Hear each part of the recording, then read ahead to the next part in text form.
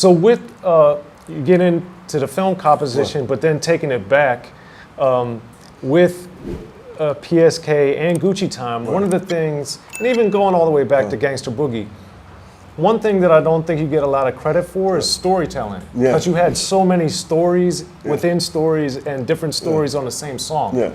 So why, first of all, why do you think people don't look at you as a storyteller rapper? I think people look at me as a phenomenon. And break that down. What do you mean? Well, I'm not associated with any rap crews. I don't troll the rap crew circuit or the rapper circuit. I'm not on the internet constantly telling people how badass I am or how better I am than anybody else. And another thing is, like, I don't think people know how to approach me. They don't know what they're gonna say to me. It's like, what are you gonna say to somebody who helped create some masterminds, a sub-genre of music? Right. What are we gonna talk about? What am I gonna talk about to you? So kind of just like, and I'm from Philly. And it's like, especially with a lot of documentaries for some reason, they go from New York, they skip over Philly, they go to LA, then Atlanta. Right. And it's like, when you really look at Philadelphia, it's like, without Philadelphia and with Philadelphia, hip hop is totally different. It's very different without because Philly. Just like me, Gangster rap, Will Smith, first Grammy, Jazzy Jeff, Cash Money, one of the first. You understand what I'm saying? Like it's like Beanie Seagulls and all those. Some of the best Freeway, DJs are from Philly. And without, you understand what I'm saying? I do. Without that grittiness, hardcoreness, it's like, it's hip hop would be hip hop, but it'd be different. Right. With Philadelphia, hip hop and rap is different. Yeah. And we're so close to New York, it's kind of just like, that's just like I said, just like people, they don't know what to say to me, how to come at me. Because if you can't come at me with that same old bullshit about like how much money we gonna make, how much bank, how much gold, how many, like I can wear a fucking pair of underwear in my head and get bitches. You know what I'm saying? Fuck. As far as money, it's like for me, it's like, well, look, it's like this. Especially nowadays, people think the money makes the art. Right. Me, it's the art that makes the money. Right. You have to have the art first. And how many cats are like that? Not many. Me and Kool Keith. It's a chosen few. A chosen few. So it's kind of like, especially today, you have to be. And I talk to Icy and I talk to Chuck, and it's like, man, how do y'all do that shit? How do y'all wake up in the morning and just like, I wake up in the morning, I got 16 tweets from you two motherfuckers. How the fuck, it's like, how do you even do it? And they tell me, well, you have to have done it or started 10 years ago, school. Right. You can't. Jump in now? And I'm not trying to jump in there, but it's just like, if you're not, if you're talking about what people think about today is, okay, it's like Buddy Miles. That motherfucker, Buddy Miles, is one of the baddest drummers and singers at the same time. Anybody who's anybody knows that shit. Right. Anybody who's anybody, when I meet cats, when I see cats that know exactly what you just said. But a lot of, still a lot of cats don't know of, they ask me like, who did the music? And I say, I do, and then mine is blown like a whole other way. Then people say, and you did the art, and you did the music, and you did. And so it was on your label. That was on my label. So it's kind of like, cats like Biggie and Big Daddy Kane, those motherfuckers are known because Lyricists, because it was like, that's what they did, and that's what's promoted what they did. You know what I'm saying? It's like the sudden rise of Kanye was first known for doing all those beats and stuff. Right. Yeah, you know what I'm saying? So it's like when you fit in a box, it's kind of like, it's easier for people to say, but I mean, you know what I'm saying? But you just are in a big box. Yes, I'm in a big box, but it's like, that's not the thing for the music business. Right. So Schoolie, one of the many things is I wanted to get the breakdown We're sitting in a black and yellow room, thanks to you. But I wanted to get, what is the breakdown of your color scheme? I think it was either the 69 or the 72 Super B. One of my neighbors had it with yellow. You know what the Super B is? I know of it. Oh my God. Yeah. You gotta fucking show a picture of Super B. Those fucking colors. And it was, I think it was a Camaro. When I was growing up, the yellow and the black cars, muscle cars, was the hottest colors. Another thing is, when I went to pick my colors for my label, I went to Funko Mart, and Chino was just like, well, if you wanted to sell, look at all the labels up there. What are the two colors you don't see? Okay. Yellow and black. There Really? was no yellow. And they said another thing, what else don't you see? Everything was so professionally done. I wanted mine to be, I wanted to say, this is for the hood. I always want to say, this is us. This is me doing this for you. So it was like yellow and black because it was going to stand out, and it had to be hand done, hand drawn. Well, you did. And because of the Super B, because it's like that was the baddest. Those colors, man. You're probably too young for this shit, man. But man, that's it. So this stands out. That stood out anywhere. Yeah, it did. And speaking of the label, Schoolie D Records wasn't just for Schoolie D. You had other artists on there too. Yeah. Here's a Royal Ron, Pimp Pretty's Things, rocks the B-Boy stance. One of the several records you guys put It out. was a pain in my fucking ass too. Why is that? All artists are pain. Man, I signed about 4 artists. Those motherfuckers was. Well, one tragic story. I signed these 2 cats from Baltimore. Yeah. I told you that story. Yep. And the day they were coming to Philly to sign, they got murdered. Yeah. Jealousy. Yeah, because back in the day, we had the sunroof. Instead of carjacking that way, people just put the gun in the sunroof, shoot you, and then drag you out. It was horrible. Another one was just like, it was, those motherfuckers, man, they always was getting somebody pregnant. I was always getting somebody pregnant. I had this one motherfucker gonna say anything, his name started with an R.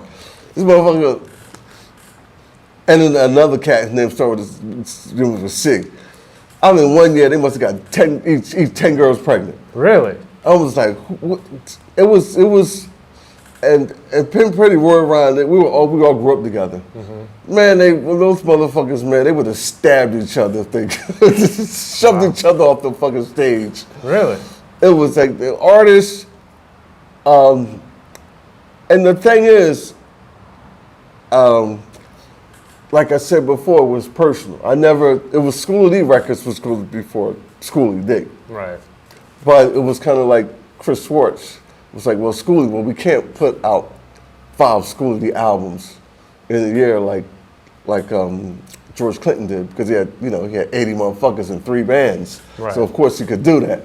So he says you're gonna have to start to keep revenue going. And I had 13 employees. You're going to start signing some acts and doing some stuff. And it was kind of like, I thought that all the acts had independent Thinkers as well. thinkers as well as I was. I thought it was Right. like I would sign them and they would be self-produced, self-contained, and they would just bring the records to me but no, that didn't happen. They were produced by Schoolie D. Yeah, as it says. but it was like, those motherfuckers, man.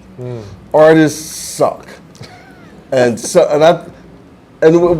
Which made me have this tiny soft spot in my heart for record labels. I think in the beginning, with a lot of artists, it depends on what kind of artists they are. Some of them one-hit wonders, some of them are real artists like Marvin Gaye. You know what I'm saying? That they're really, so it's like they do spend a lot of time, a lot of money, and a lot of grooming. Right. But I think when they get to the point, if they get to a second or third album, I think if they're still there, the money should really flip over from the artist should be making 70% and the record label should be making 25% because, Makes sense.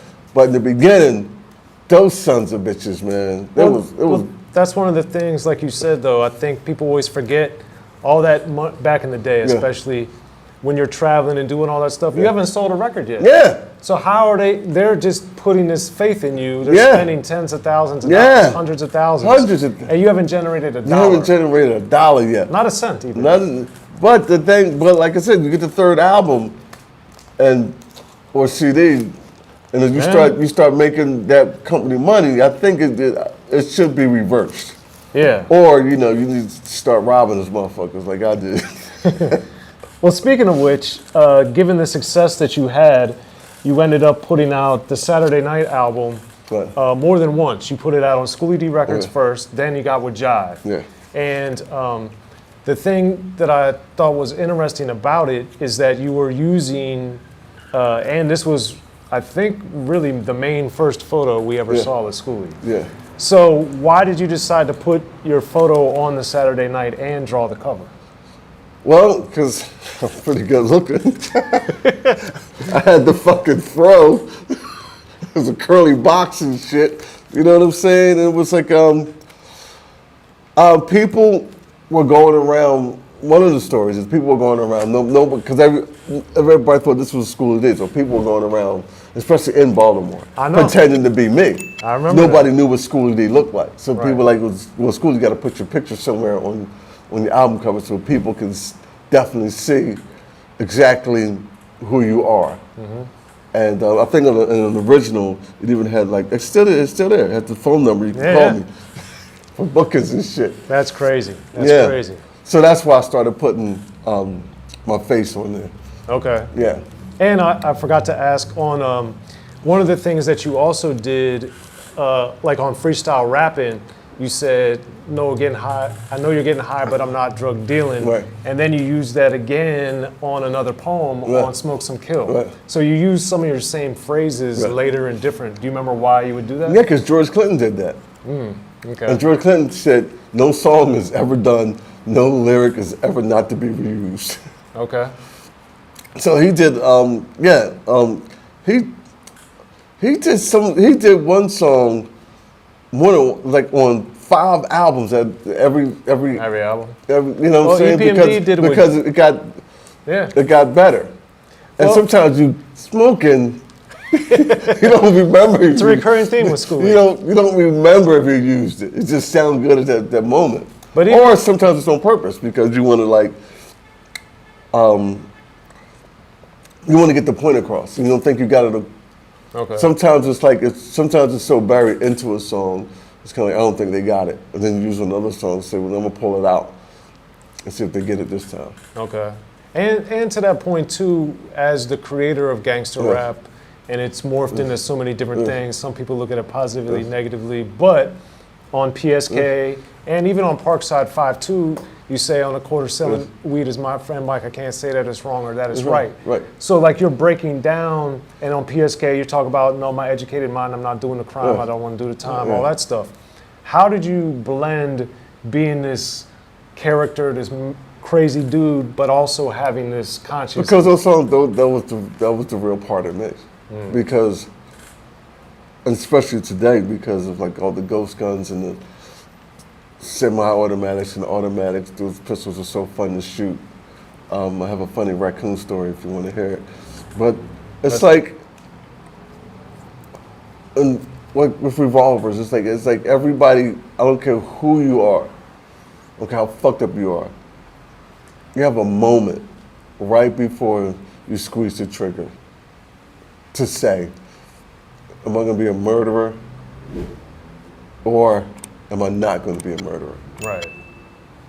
And if you feel like you got something to live for, you're not going to be a murderer. If you feel like you have nothing to live for, or what you want to live for is the acknowledgement of dick faces, you become a murderer. Right. Or, but there's also that 1 or maybe 5% chance was somebody did something really fucked up to you or your family, and goddamn well the system is not going to do shit, and this person is going to fucking shit grin you for the rest of their goddamn life. That's when you become a murderer. And that's only 2 2 to 5% of the time. Yeah, that's rare. That's very rare. And you gotta live in the same neighborhood with that motherfucker. That's very rare. Because that's what they ask you to do. Right. That's what the system asks you to do. They ask you to not care about something that deep. Yeah. Yeah, it's a travesty. Yeah. But that's one of the things in gangster rap, and like I did in my book. When Mike did sell weed, his mother didn't know he sold weed. He was like, dude, you snitched me the fuck out, you black motherfucker. I was like, dude, I thought everybody knew you sold weed. She said, not my mother. Now my mother asked me about that shit. She heard the song? Yeah, she was like, well, why would he put it in the song? Now I don't know why these people be coming in the house 1, 2 o'clock in the morning all the time. I snitched my man out. I didn't know. I thought everybody knew he sold weed. You know what I'm saying? At least a few people did. Yeah. If he was staying busy. Yeah. No, that's crazy. But I always remember those type of things because as I was learning about more of this stuff, like you and a lot of the other greats, Ice-T, etc., always put that in there, the lessons. Yeah. It wasn't just chaos. Yeah, I mean, we did come from the Black Panther era, which there was a lot of lessons. Right. You know what I'm saying? Langston Hughes. You know what I'm saying? We came from that era, where it's like you just didn't do shit willy-nilly. You definitely had the answer for why you just did something like that. Opposed to like, as time went on, it was like, well, as long as you got paid. Right. Different mentality. It's like, as long as you got paid. People go, oh yeah, as long as you got paid. You got paid, did you? Yes. So that became the crutch for everybody in America. I mean, everybody. Doesn't matter the color. It's like, if you got paid doing it, it was okay. So before that, it was just like, as long as you're getting paid, it was like, you got to answer for your crime. Answer like, why did you do that? All right. Well, there it is. Well, Schoolie D, thanks so much for coming through to Unique All right, Access, man. We were supposed to go through all this shit. We didn't have time, that man. That shit was not going to happen. Because we get talking, and it's like, time flies. Yeah. As it always does. So I didn't even know I did all this shit, but I guess I did, didn't I? Yes, I guess I fucking did. There you go. Well, there it is. Well, Schoolie, all right. Always a pleasure, man. All right, I'm going to go sleep. I got shit to do tomorrow.